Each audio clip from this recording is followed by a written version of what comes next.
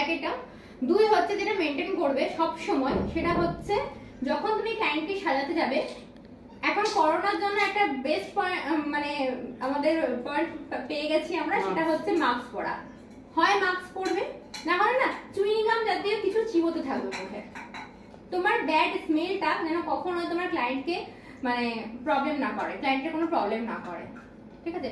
Chewing gum চিবাবে, যদি chewing গামের problem হয় তাহলে বাড়ি থেকে এলাচ নিয়ে যাবে পকেটে করে, একটা এলাচ মুখে দিয়ে তারপরে তুমি সাজাচ্ছ। আর যতটা পারবে কম কথা বলবে, এতে তোমার টাইম বাঁচবে। অবশ্যই এরকম না যে তুমি কথাই বলছো না, ক্লায়েন্টের সাথে তোমার কথা বলতে হবে, যেটুকু কথা না বললেই নয় সেটুকু কথা অবশ্যই বলবে, তাকে কমফোর্ট জোনটা দেবে। লাগছে না তো মুখে, এই কথাটা জিজ্ঞেস করবে, ঠিক আছে? কিন্তু অতটাও দেবে না, মানে অতটাও বেশি কথা বলবে না যাতে তোমার সমস্যা হয় কাজে। আর অবশ্যই তোমার মুখের ব্যাড স্মেল যেন কোনোভাবেই তোমার ক্লায়েন্ট